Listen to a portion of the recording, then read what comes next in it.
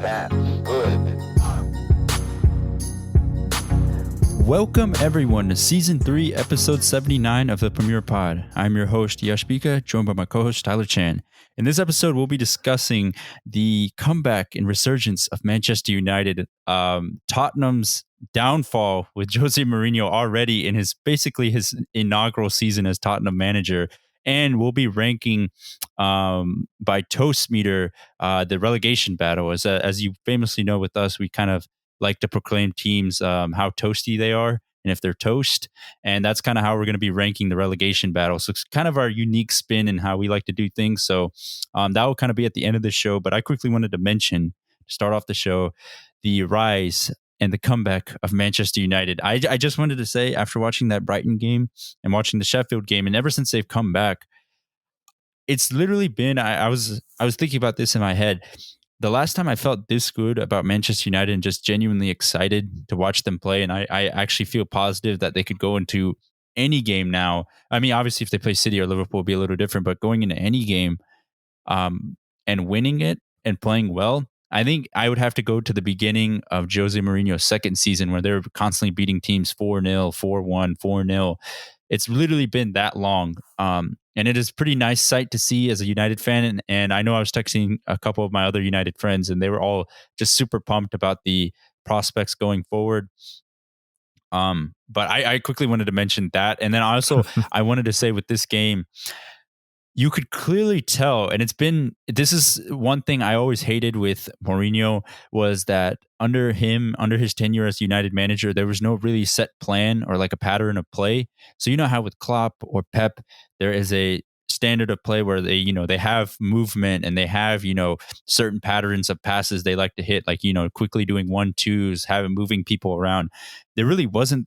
That wasn't a thing with Mourinho. It was more like, okay, if we're losing, it's just a free for all. Just do all your creative things and just hope for the best. But with under Solskjaer, I've seen, and the NBC sports commentators were telling this too, is that they could clearly tell that there was patterns of play. Like there was areas Marcus Rashford needed to occupy. When United have the ball, Matic would drop in and make a back three, and then it would allow Pogba and Fernandes to kind of do their thing. They were creating triangles. They were having, just free on movement, and it was just amazing to see, because it actually looked like, okay, they actually planned and prepped to play offensively. It wasn't like, hey, we're losing, let's just do a hodgepodge of just trying to get hodgepodge of things. So I don't know. I'm super excited to watch United again. I haven't felt this optimistic in a very, very long time. And I think you can ask any United fan and they'd probably tell you they'd give you the same type of optimism. I feel like United especially took the quarantine period and made the most out of it compared to most Premier League teams. Like after the period, you see a lot of players that were injured come back, like Pogba, Rashford. Literally, those two especially coming back into the starting 11 made such a big difference, because now United just look way more threatening. And then Luke Shaw, of course, coming back from injury, gives a little bit more depth to that left back. It's not just Brandon Williams just carrying every single game. It's also nice. I was going to mention this, like United actually have a good back four. There's actual, like, the fullbacks that are playing the fullback roles are not converted wingers. They're actually meant to play, the fullback. Right back, Aaron Wan-Bissaka is a right back. He's not a right winger that turned into a right back. Luke Shaw is not a left winger that plays like this weird left back role. He's a left back. And I don't know why it took United 4, 5, 6 seasons to finally buy an actual left back and right back, but they finally did, and it's working. And they have, a leader with Harry Maguire. I would like to see, I don't know, I'm not too sold on Victor Lindelof. I think sometimes he can be a little mistake prone, maybe bringing in another center back. But I mean, it just seems like the pieces, even this season, we started to see like the pieces are slowly starting to come together. And with Pogba, apparently there was reports now that he's the happiest he's been at United. And I guess the report was saying he's eager to stay because he's built up a new rapport and relationship with Solskjaer. So, I mean, if they can get Pogba signed up for the long term, and then we see Martial getting his first career hat trick at the club, I mean, things are starting to look good. And then Mason Greenwood, basically, I tweeted this out. Mason Greenwood literally looks like a regen of a young Robin van Persie. Just the way he moves and the way he kind of plays, and his left foot, like he can shoot from the left foot or right foot. I mean, it just kind of reminds me of how Robin van Persie used to play, just how silky and smooth he can be in around the box.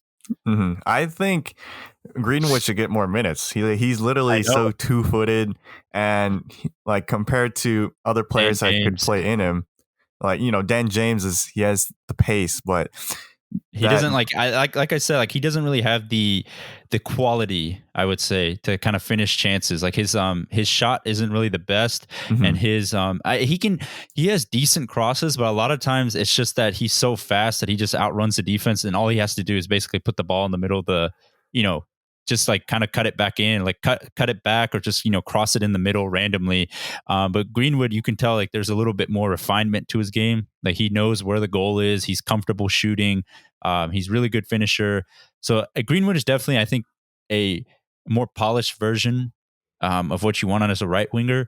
But Dan James, I would like to see him get better and improve his, you know, his quality up front, like getting better at assisting and shooting.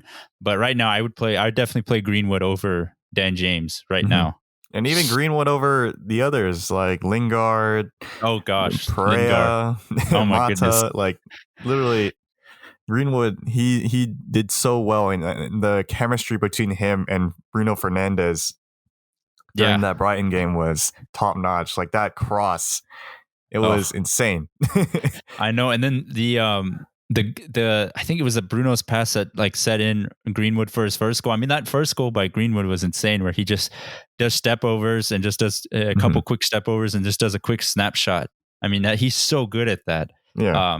So it's definitely a bright prospect to see. And I think when I did see that lineup, I also wanted to mention the depth is starting to get a little bit better at United. Because someone posted a picture of the lineup United had in the Premier League back in November or September when they played Newcastle. And literally the lineup was so bad compared to the one today, because there's a lot more depth. The star players are back. And I don't know, it just seems more refined. And I think it's good things going forward for United, I would say. I think so too.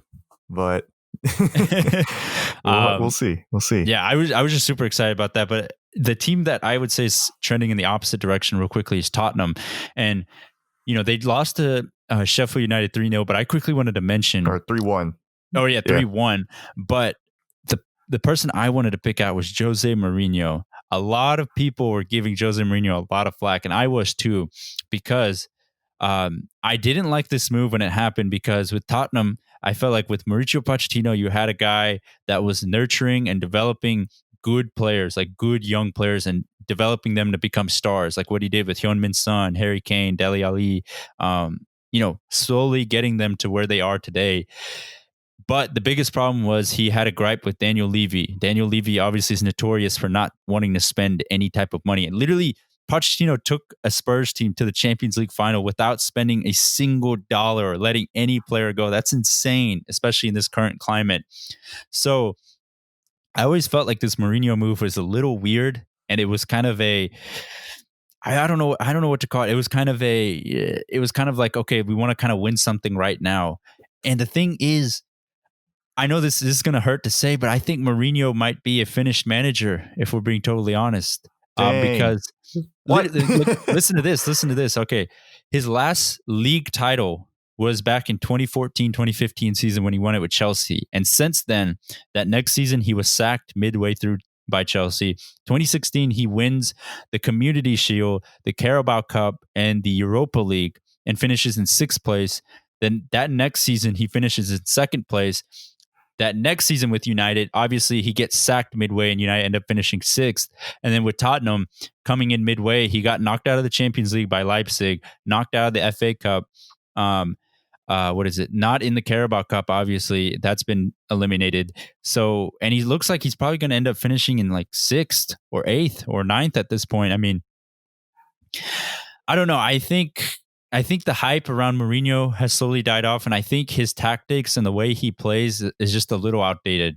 I think that's his biggest thing. Is just the way he manages and the way he goes about his way, I think it would have worked maybe in the beginning of 2010 and obviously in the 2000s. And that's when he was the most successful. But I think the way the players are now, I wouldn't say they're sensitive, but I think the way players like to be coached and the way fans like to watch the game is they want to watch teams that play together and have a unique style and, play a certain way. And they want to have a manager that's encouraging and that, that wants to bring everyone together. And I think with Mourinho, his biggest thing is that he is not a fan of everyone has to be a buddy and, good friends during the team. His goal is, hey, we may not click together, but our biggest thing is we're going to win trophies.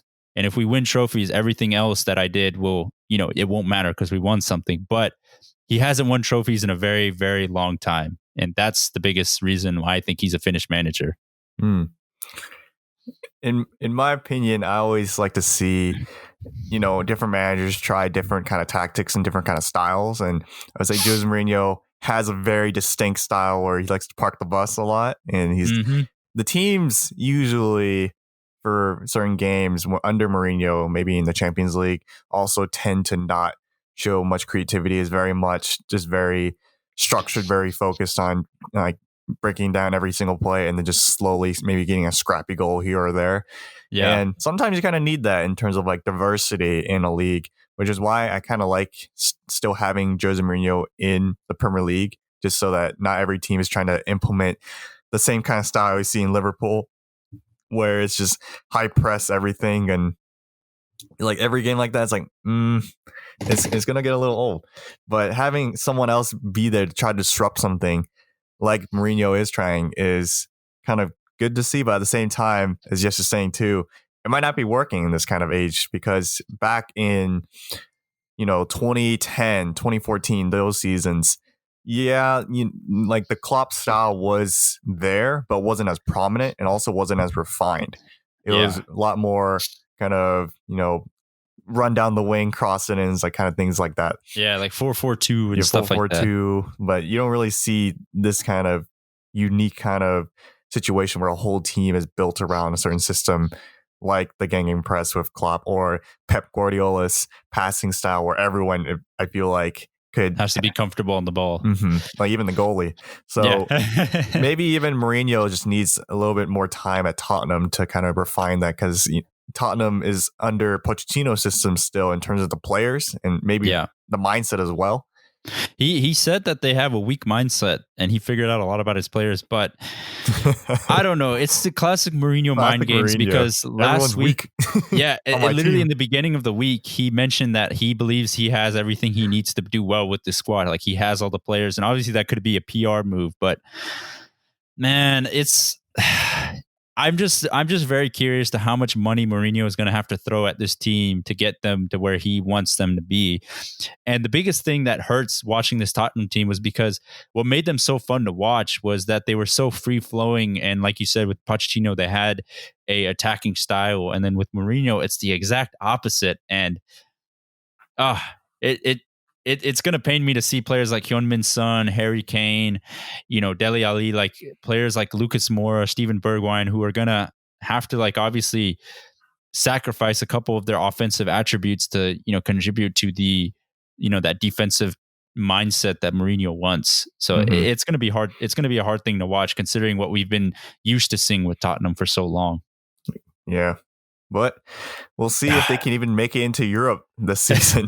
I know it's going to be a stretch. Crazy thing to even think about, because in the past 4 seasons, they've been consistent. Yeah, consistently top 4 as well. So, oh boy, this is quite a shocker. But speaking of shockers, I guess this would be a good transition. Wait, unless you had another. No. I was about to mention that result. Man City beating Liverpool 4-0. Oh, we don't need to talk about that. 3-0. I know. I was just going to quickly mention it was a weird guard of honor that the City kind of gave to Liverpool. Obviously, with no fans in the stadium, it didn't feel as special. But a lot of people were saying, was this a sign for things to come in maybe next season? But I put it more down to, I mean, it's going to be funny, but Liverpool players probably just being hungover. They partied a little too much. Obviously so, since they won the Premier League title. So all these games really don't matter. But it was very interesting. Like if Liverpool are not on their very best while playing City still have the capabilities of doing what they did yesterday. Yeah. And this game, it was a little hard to watch. It was very much what Yash was thinking in terms of like what the players' mindsets probably were. I think Cesc Fabregas, he tweeted something that just was just so perfect and kind of encapsulated the Liverpool team. And he tweeted, considering they must have been partying without sleeping for the past 3 days, I think Liverpool are playing very well. And being spanked in that game, like they didn't even have a shot for like such a long period of time as well, with the strongest starting 11 out there.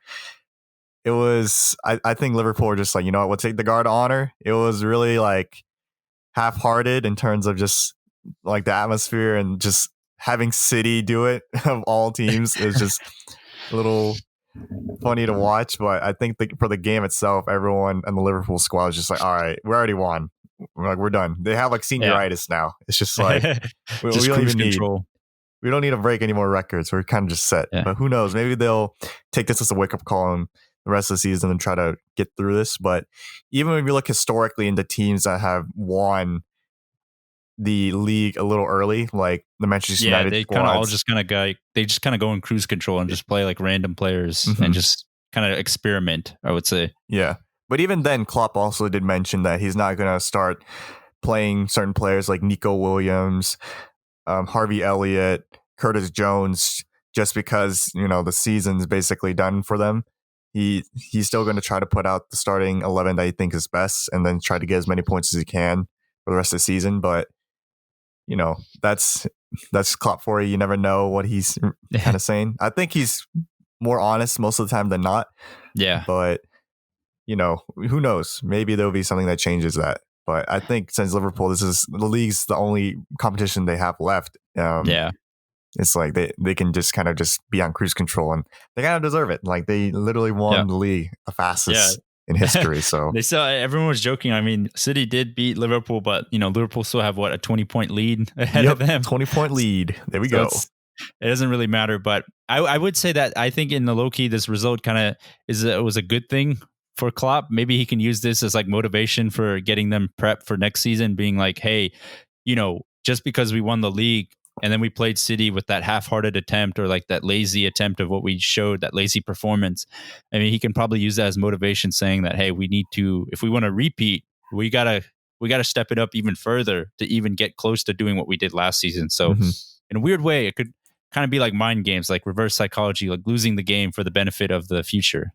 Or like losing so that City thinks it's like, oh, our team is set. Yeah, don't buy anyone. The best team in the world. We don't need to buy anyone. Gee, I quickly wanted to mention City. I think the thing that's going to be most interesting is who they're going to bring in to kind of change the guard in the City locker room, because for this whole century, I mean, for this whole like decade from 2010 to 2020, I mean, players like David Silva, Sergio Aguero, company, I mean, Fernandinho was part of it for a little while. And they got Kolarov. Yeah, there's so many players. Exactly. There were so many players that were so influential in City being what they are today, but they're getting older. Silva's obviously announced that he's going to be leaving. Fernandinho signed another extension. Aguero is now 31, 32, I think. So it's going to be, I mean, we saw Phil Foden kind of take, everyone's saying like he's the next David Silva. I don't know how true that is, but they're going to have find out a lot about these players and bring in some new pieces to kind of mold a new team together, because those players, those cornerstones that have carried them for so long are either left the club or going to be leaving sometime soon. And on top of that, they're going to be losing Sane to announced to today. Bayern Munich. We are recording this on Friday, July 3rd, and it was announced today that Bayern Munich officially announced the signing of Leroy Sane for, I think, around like £45 million, I think. I just know Euros. It was less than Alex, or not less, but like just slightly more than Alex Iwobi. It was one or the other. Jeez. I just know it was very close to that for Everton. I was like, holy crap. Oh, man. How'd that happen? But yeah, it's a big miss to lose out on Sane. I know Tyler and I were talking about it. I don't know. I don't really agree with Sane moving there. I just think it's kind of like a cheese move. It's just like, You get a free trophy every season. Yeah, you get a free trophy, but I'm like, I don't know. There probably had to be something wrong with in the locker room with Pep and Sane, like a disagreement. Or he was probably also thinking like, man, we're not going to get this ban in the Champions League upheld or repealed. That's true. I'm just going to go to Bayern Munich and just win the Champions League there or win the Bundesliga at least. Yeah. And he's German, he's also German, so that could have played a role as well. But, it was fun watching Sane at the Premier League when he was here. But, we wish him all the good success at Bayern. But that kind of transitions us into the main topic of today's show, which is the relegation / I guess like how toasty your team is. Mm-hmm. So basically what we're going to do is we're just going to go down the line, looking at from the worst, from the team that's in 20th place and going all the way up to 16th place, and just rating them in terms of how likely they are to get relegated based on like a toast level we give them. So our toast levels are burnt to the ground toast, which is like there's no way back. Burnt toast, which is okay, you're getting close, but there's a slight chance that you can still salvage some good piece of toast there. Golden toasted, you're teetering towards like you're in the middle. And then lightly toast, you have a very, very good chance of becoming a good toast and getting out. So we're going to start with Norwich City with 21 points. The remaining games are Arsenal away, Brighton at home, or they already played Arsenal, but Brighton at home, Watford away, West Ham at home, Chelsea away, Burnley at home, and Man City away. I'm just going to say this now. They're burnt to the ground toast. I don't think there's much to talk about Norwich. They have clearly shown that they just don't have enough quality in the squad to play with the big boys in the Premier League. I completely agree with Yash. And we saw that in the Arsenal game this past weekend. Like literally Tim Krul just got freaking schooled by Aubameyang when he tried to do a Cruyff turn in his own box and he just conceded the first goal. I know this sounds sad to say, when you're getting destroyed by Arsenal in this season, I think that's a telltale sign that things aren't looking too good for your club. Dude, I think more so when you get scored on by Xhaka in your own box. Or Cedric Suarez from outside the box with his weak foot, I believe. Like, what the heck? Like, they literally just shooting themselves in the foot for some of these goals. And unless they win out all their games, like it's for even a chance, I think they're done. And they have a pretty tough schedule for the rest of the season because they face Brighton and Watford and West Ham. And all three of those teams are in the same conversation for relegation. So all of them are going to be on their A games. And then on top of that, they also have Chelsea and Man City. And Chelsea, they're still trying to... Burnley's not an easy game to play against either. Yeah, Burnley is also in there, but they're mid-table. Like the motivation might not be as high as the other teams, but City and Chelsea, they're not going to want to lose, of course. But I think more so these Brighton, Watford, and West Ham games are going to be even more intense because like they know these teams are going to be thinking this is where I can snag some points, so they might just go off. But I think Norwich, especially since Timo Pukki, Rip Pukki party since the beginning of the season, hasn't been able to get the party back. Honestly, since like September, that party has not been back. It's been shut down. It's been coronavirus shut down. And it's like Todd Cantwell can't do it all. Yeah. I think like they do have some good players that will probably move on and just stay in the Premier League, like players like Todd Cantwell, maybe Buendia, certain players like that. But yeah, in the most part, I think that team is definitely going down, and hopefully they can find a way to get back up. But not they usually too good. Do. They always find their way back every other season or so. Yeah, I feel like I'm like, oh, they're back again. And then they just go back the next season, which is what we're seeing again. So did they lose pretty badly? Did Liverpool beat them badly this year? I believe in the first game of the season they lost like 4-0. Okay, because that's usually what happens. Like whenever they come back, it's like an annual thumping of like Liverpool. Yeah, I think this season wasn't as intense, but gosh, it is what it is. Yeah, Norwich. But we are declaring Norwich as burnt to the ground toast, correct? Yep, they're for sure getting relegated. So now in 19th place currently sits Aston Villa. They have 27 points with a negative 24 goal differential. With these teams now going forward, I'm going to mention the goal differential because I think that's going to play a major role in terms of who gets relegated because it's so tight this year. I guess like the race to get relegated. But Aston Villa's remaining games, they have Liverpool away, Manchester United at home, Crystal Palace at home, Everton away, Arsenal at home, and West Ham away. That's a tough schedule. And they're playing a Liverpool team that's obviously going to be motivated to not lose again after getting thumped by City. But I'm going to put Villa as burnt to the ground toast. I was thinking about giving them a little bit of hope, but from what I've seen since post coronavirus lockdown and getting back into the games, they just haven't looked very good at all. Jack Grealish is barely getting any space to kind of operate and do any type of playmaking role. And literally that team is only Jack Grealish. I know that sounds kind of like a generic statement to say, but I've been watching them since the post coronavirus and the games that I've seen them. I mean, it just looks so disoriented, disjointed. No one seems to know what they're doing. And usually how they try to attack is they try to hit a long ball forward or something. But yeah, Villa are definitely going down, unfortunately.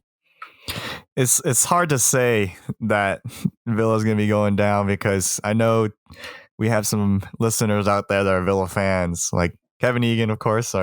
Yes, he's a Villa fan, and then Matt from my office is a Villa fan. But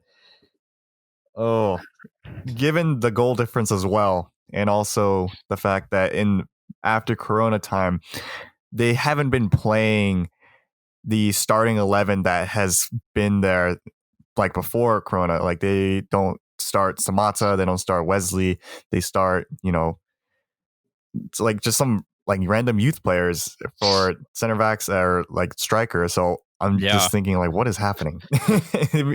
I remember the first game back, I believe someone got their first start in the starting 11. And I was just thinking maybe the team's just not ready for just the return for Corona. And I think maybe that's one of the teams that got hit one of the hardest from just taking the break. And then we even see Pepe Reina, he's not in the starting 11 either. So I think losing out on that leadership too, and just that kind of pedigree has been kind of hitting them hard. And of course, although John McGinn is back, he hasn't really been hitting the strides as he has been in the beginning of the season, kind of like how Timo Pukki is doing. And of course, Jack Grealish, he can't do it all. It's just him. So taking all this into account too, I'm hovering between burnt to the ground toast and burnt toast, but I don't know. I'm gonna have to say it. I want to give them a little bit of hope. I do. I really want to. But then it's just like looking at the remaining games too. It's like, who would they snag points from? Yeah, maybe Palace, maybe Everton. And that West Ham game, depending on how this whole thing plays out, could be probably the game to watch going into the final game of the season against West Ham away. Maybe West Ham may have secured the points to be safe, and then they don't really care. Yeah. So I mean, like, there's a lot. But the thing is, like you mentioned, their goal differential is just pretty bad can't too. Really keep. I don't know how they're going to make that up because I don't see them thumping any of these teams like 3 or 4-0. Mm-hmm. I think maybe they can snag some draws, but that's not enough to get them out. Yeah, they need some wins. So unfortunately, I will have to confirm with Yash there. Burnt to the ground toast. It's so sad because I was pretty excited to see Villa back because they are a very historic team. Winning FA Cups and just historically being in the Premier League. But man, it's kind of sad. I was really hoping going into the season that Villa would kind of become a mainstay in the Premier League again and just consistently battle out to be mid-table or just being in the Premier League. But they obviously need to fix some things, and they're probably going to lose out on Jack Grealish this summer, so that's going to be a huge loss for them. But yeah, officially signing burnt to the ground. Now at 18th place, we have Bournemouth, who are also on 27 points with a negative 21 goal differential. This is a little sad because their remaining games are Manchester United away, Tottenham at home, Leicester City at home, Manchester City away, Southampton home, and Everton away. That has to be one of the hardest remaining schedules of all time. I mean, oh my goodness, you have 3 teams that are battling for a top 4/Europa League spot. Manchester City, who are probably going to be on the cusp of just wanting to win a lot of games. Southampton and Everton can kind of be gimmies because they could be like mid-table, but you never know.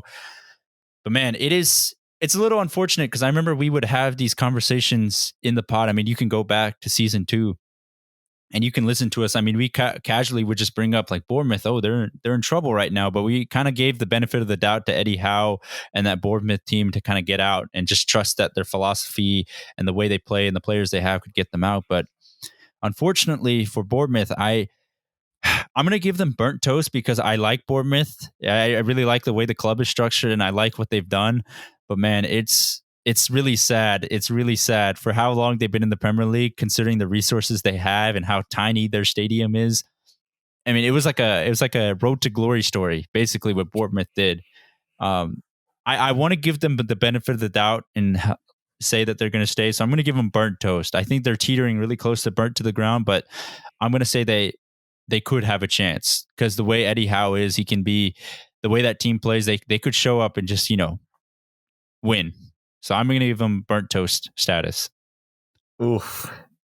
For me, I'm going to have to say that for Bournemouth's situation, they aren't going to be able to play Ryan Fraser for the rest of the season. I know. That's been a whole like their mess. Star that's player. Been the biggest mess. Mm-hmm. And I think that might have caused some unrest in the locker room as well because, one of their key players is gone and one of the leaders is gone. The whole season they were trying to get like a contract offer situated, but I felt like if this was dragging on for the whole season, why didn't you just sell him in January and just, kind of move on and, kind of restructure from there? I think that storyline has been like hindering Bournemouth a lot this season too. Just like the constant notion of Ryan Fraser brought up all the time.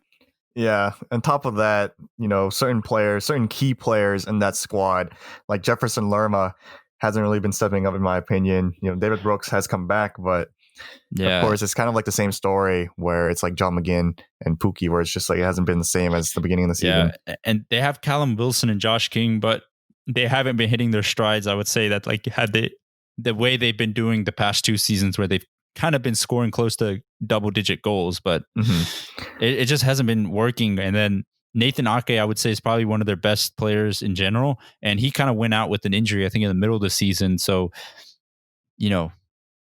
it's unfortunate. It's really unfortunate for Bournemouth. And even looking at their previous results, most of their points they've gotten points are from teams that are in this kind of relegation battle as well.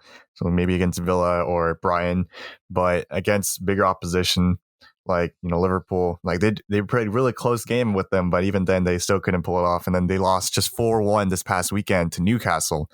Yeah. So I think with the schedule now, given they don't have the star player Ryan Fraser, given that their strikers and their usual tenacity to score is just kind of gone this season. They literally have one of the worst defenses in this season, and also they haven't been scoring that many goals. So like they're one of the lowest scoring teams too. Which is weird because usually with the way Eddie Howe plays is like they might concede like 3 goals, but they're going to try to beat you 4-3, and usually that's worked. Yeah, but I think this season it's not working. I think this might be it. I think with the schedule as well. So sad. I don't know what players could step up. I don't see like Solanke or like Callum Wilson kind of going through and just going in. Yeah, or Harry Wilson or something like that. Oh yeah, Harry Wilson. So I think I think the current 3 in the bottom right now are the 3 that are going to get relegated. So I'm gonna say it. I'm gonna say Bournemouth are burnt to the ground host. No, I'm going to give them a little bit of the benefit of the doubt because I have a soft spot for them because I think it's just so cool, their story of how they were literally like just rose up the ranks and got in the Premier League and stayed in the league for 4 or 5 seasons. I mean, they literally at a certain point just looked like they were going to be mainstays and just stay in the league. But it's sad for Eddie Howe because I felt like at one point, if you were to tell me 2 years ago, I genuinely felt like he could have moved on to a bigger club. I was thinking the exact same thing the other day. Yeah. I was just like eating lunch and I was like, man, Eddie Howe could have been somewhere big. And you know what's crazy? Relegated. A lot of people were saying he could be like Arsenal's new manager or maybe Tottenham if Pochettino would move because it's like he's an English manager. He's young. And the things he showed at Bournemouth could be progressive enough and it could just make someone take a chance on him. But I think the way this season has panned out, I think his chances of moving to a really big club have kind of gone. And his ranking or his his ranking has definitely gone value. down. Yeah, definitely his market value has gone down a lot. So unfortunately, I don't think Eddie Howe will be moving on to a bigger club anytime soon. And for Bournemouth, I'm genuinely scared because it's not like they're another club that has like a bunch of resources, like a Newcastle or a West Ham. If they were to go down, they can kind of immediately pick themselves back up with just their backing and everything. This is a club that's very small. So I don't know how they could. They're really going to have to do things the right way to get back in the Premier League if they do get relegated. Mm-hmm. So it's going to be a sad time to see Bournemouth relegated if that happens. I'm going burnt toast. Tyler's going burnt to the ground. And now in 17th place, we have Watford, who have 27 points on a negative 20 goal differential. And they have a remaining schedule of Chelsea away, Norwich City at home, Newcastle at home, West Ham away, Man City home, Arsenal away. I'm going to put Watford as golden toasted because I think, at least for Watford, I think I do agree that they have this unique style where they can play like bully ball with like Troy Deeney up front and a couple other players where they can just really bully you and play a very hard knockdown game and get a result like that. But they also have players like Sarr, Decore, Delafeo, Pereira, who are very technical enough that they can kind of outmaneuver you that way, where they can play, nice 1-2 passing, do slick play to get past you and score that way. And because of that versatility, I think it will give them enough. They could get enough points out here. I think they can legitimately beat Norwich. I think they could get a result from Newcastle and West Ham. And, we've seen this season that they are not afraid to go against the big boys and get a result. So I think they can do enough to stay in the Premier League. Mm-hmm. For me, I'm going to put them as burnt toast because although I already kind of condemned the other three, teams that we mentioned, I think Watford still, if a miracle happens with one of the other three teams, it'd be Watford that would be on the drop because right now, after Corona, they're not in really good form. They haven't won. And before Corona, that's when they defeated Liverpool 3-0. They were kind of on a mini run where they got a few wins racked up and then, lost a few, but then came back and then beat Liverpool. But now ever since Corona, they've just been losing or drawing. And that's not a good sign. But watching the games, at least, watching Troy Deeney, watching Decore, these players, I feel like have more of like a fire, more of like a drive to fight for their place in the Premier League, at least compared to like when I watched Bournemouth, at least it just looked really methodical, or like they going through the motions. Yeah, they were just going through the motions. It's like, oh, it's gonna happen. Well, Watford like, all right, no, we still got a chance.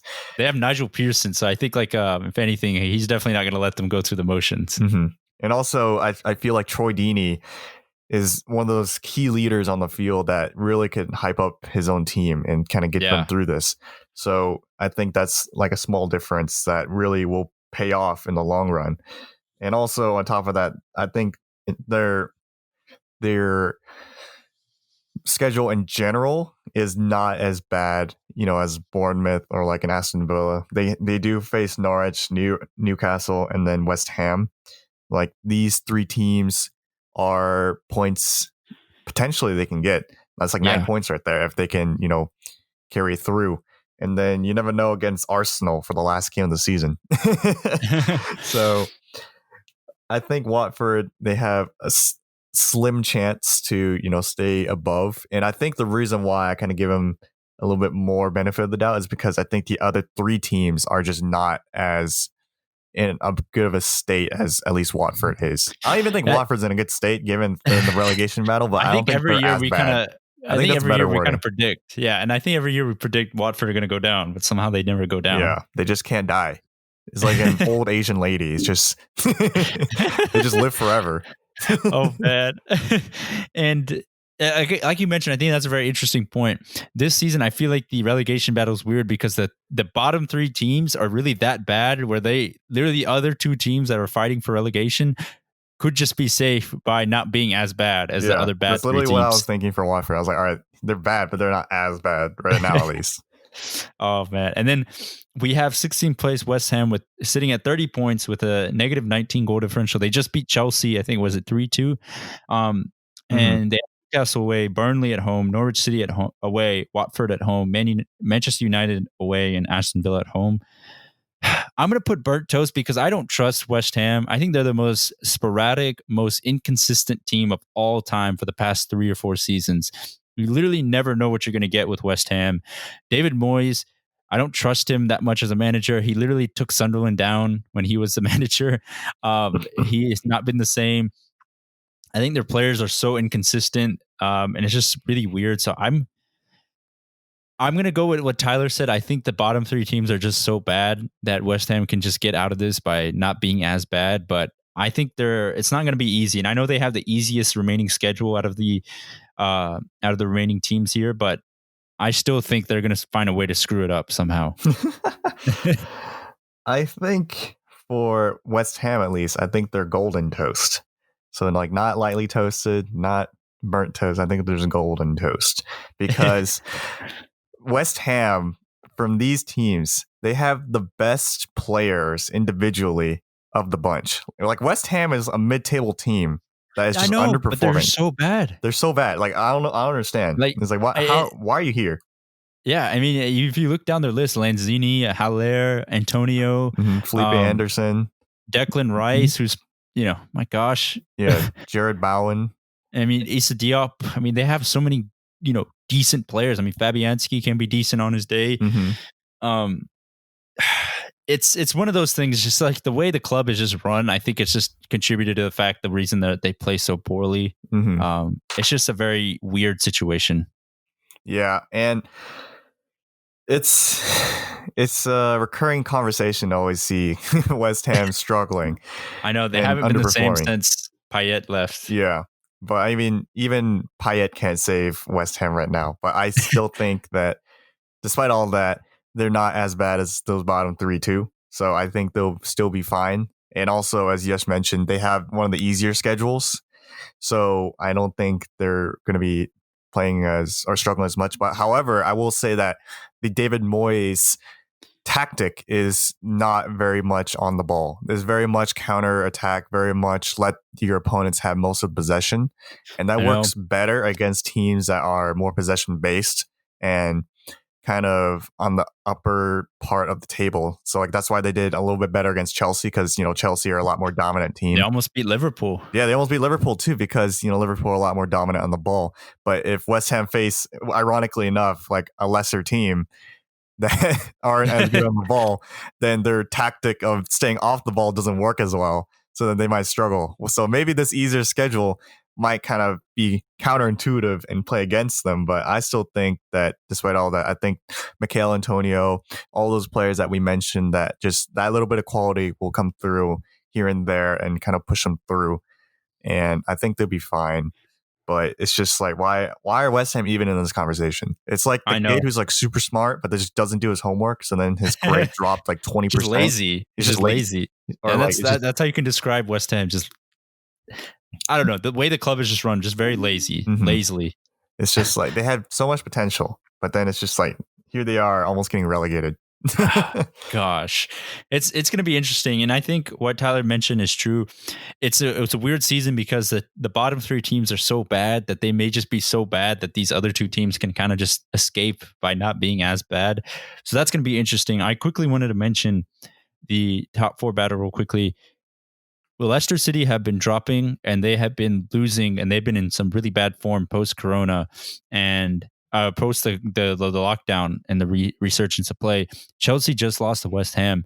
Manchester United and Wolves are on the tails to get those 2 places for Champions League. What do you think is going to happen? I honestly think what will happen is I think Chelsea will probably end up finishing 3rd. United, I'm going to predict the way they've been going and the remaining schedule was pretty easy. I'm going to have them going at 4th. And I think Wolves honestly will finish 5th and Leicester will finish 6th.